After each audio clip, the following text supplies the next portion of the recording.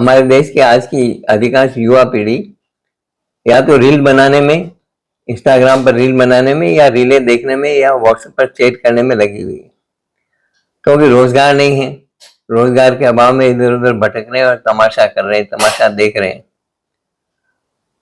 जबकि care taker के रूप में रोजगार की एक बहुत बड़ी श्रृंखला, बहुत बड़ा स्कोप है, बहुत बड़ा फील्ड है हमारे देश में। भारत में बुजुर्गों की आबादी तेजी से बढ़ रही है।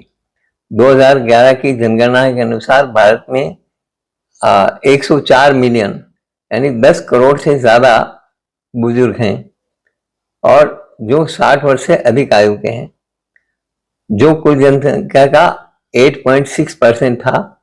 2026 तक यानी अगले साल तक ये संख्या 17 करोड़ 30 लाख हो जाएगी। संयुक्त राष्ट्र के एक रिपोर्ट के अनुसार 2050 तक भारत में हर 5 में से एक व्यक्ति बुजुर्ग होगा। इन बुजुर्गों की देखभाल का एक बड़ा संकट है और उसके लिए केयर टेकर्स की जरूरत है, क्योंकि बेटे बेटी होते हुए भी कई बार बेटे बेटी सेवा करना चाह करके भी नहीं कर पाते, क्योंकि बेटे बेटियों के अपने परिवार हो जाते हैं। ऐसी परिस्थिति में बुजुर्ग दंपति जो है वो अकेले पड़ जाते हैं, और अधिकांश बुजुर्ग जो है या तो बीमारियों के शिकार हैं, या विकलांगता है उनमें, या मानसिक स्वास्थ्य के शिकार हैं। तो इन बुजुर्गों की देखभाल के लिए केयर टेकर्स की जरूरत होती है, और केयर टेकर्स जो है जो नर्सिंग स्टाफ है उनमें से बुलाया जाता है, जो नर्सिंग कर रहे हैं। देश भर में हजारों की संख्या में नर्सिंग कॉलेजेस खुल गए हैं। उनमें जो first year, second year, third year के स्टूडेंट्स होते हैं, उनमें से बहुत सारे लोग केयर का काम करते हैं, केयर टेकर्स का काम करते हैं।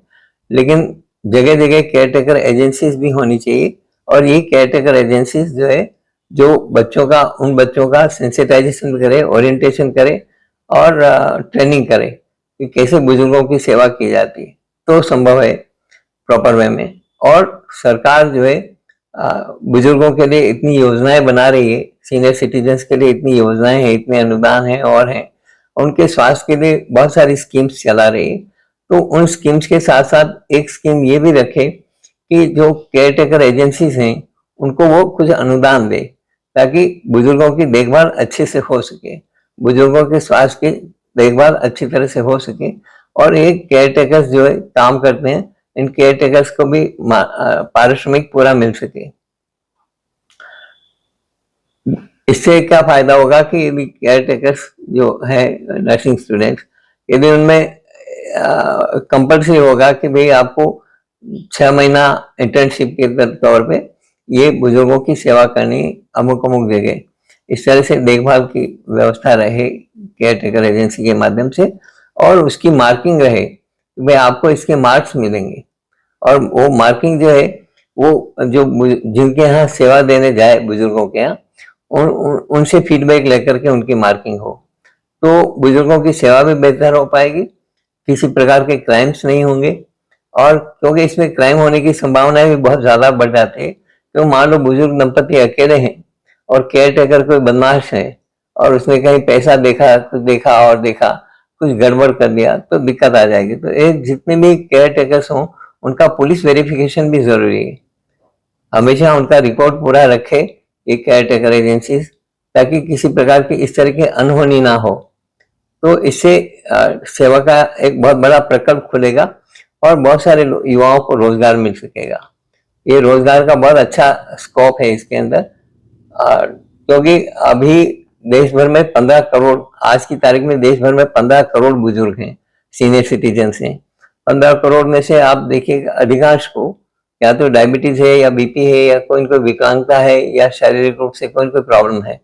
किसी को हार्ट की प्रॉब्लम है, किसी को बाईपास हो गया है, किसी का क्या हो रहा है। तो ऐसी परिस्थिति में उनकी देखरेख अच्छे से हो पाए, तो बच्चे पास में नहीं होते हैं, तो देखरेख कौन करे। तो यदि केयर टेकर है, कोई अच्छा केयर टेकर है, जैसे मेरे पास में है ना, तो मेरे को भी केयर टेकर की जरूरत पड़ गई अचानक, क्योंकि मेरे को पैरालिसिस का अटैक हो गया था फरवरी में। तो ब्लड क्लॉट आने से हाफ बॉडी पैरालाइज हो गई थी, तो मेरी देखभाल केयर टेकर ही कर रहे हैं। क्योंकि कुछ परिस्थितियां ऐसी है कि बेटा जो है वो संविदा पर काम कर रहा है सरकार में, और संविदा पर तो शोषण ही शोषण है। संविदा वालों को परमानेंट सरकार कर नहीं रही, वो 20 साल से संविदा पर काम कर रहा है।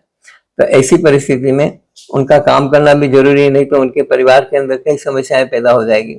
तो ऐसी केवल मेरे साथ ही नहीं, देश के ऐसे कितने ही बुजुर्ग हैं जिनके बच्चे बच्चे या तो विदेश में हैं या कहीं बाहर नौकरी कर रहे हैं। बेटा है बेटी है, दोनों बाहर नौकरियां कर रहे हैं, क्योंकि जो लोकल जगह है वहां पर उतना स्कोप हो नौकरियों का जरूरी नहीं।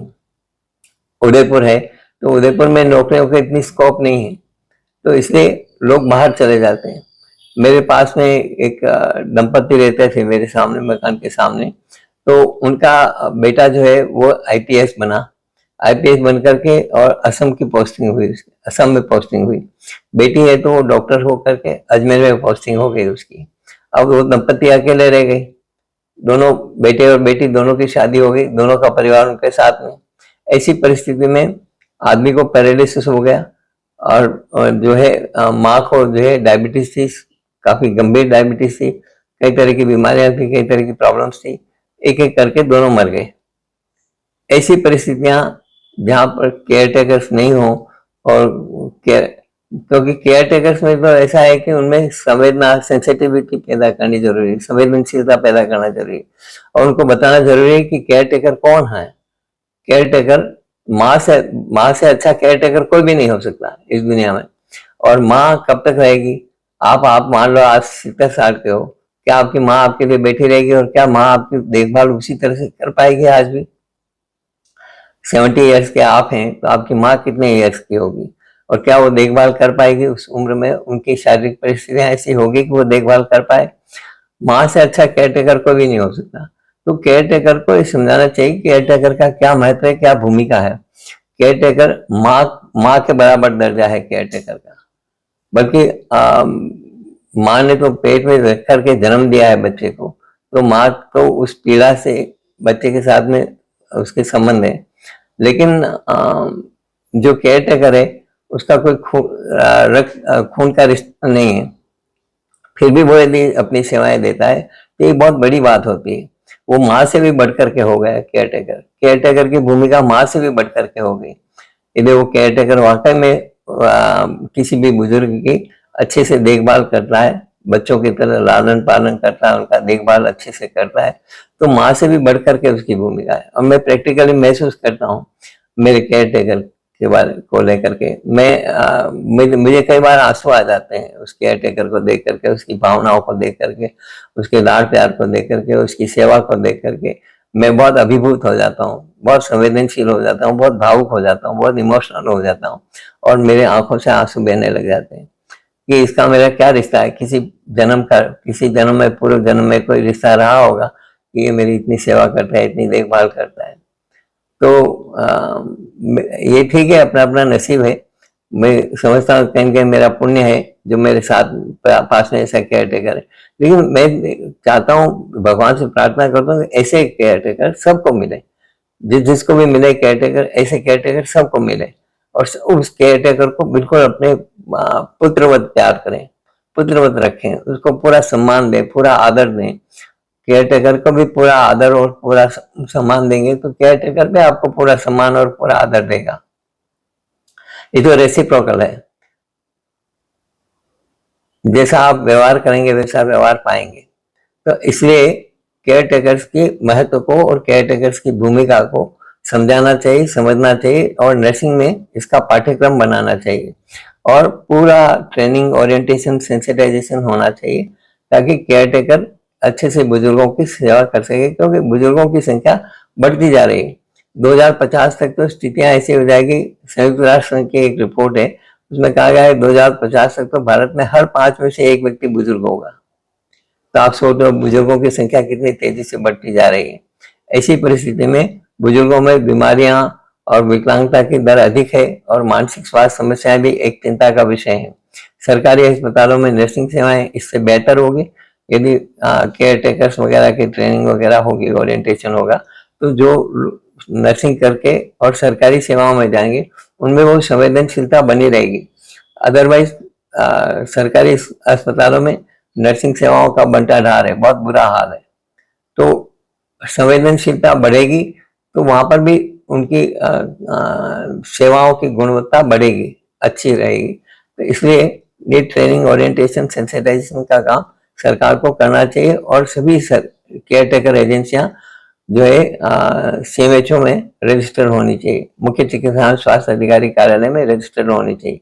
हर जिले में सीएमएचओ हैं तो ये वहां पर पंजीकृत होनी चाहिए और सरकार इनको अनुदान दे, ये व्यवस्था होनी चाहिए। जितना बजट आप रखते हो बुजुर्गों के लिए, उसमें से एक छोटा सा हिस्सा इस बात के लिए भी रखिए कि हमें केयर टेकर एजेंसीज को अनुदान देना है ताकि वे अच्छे से काम कर सकें और बुजुर्गों को पूरा स्वाभिमान के साथ, सम्मान के साथ उनकी सेवा हो सके।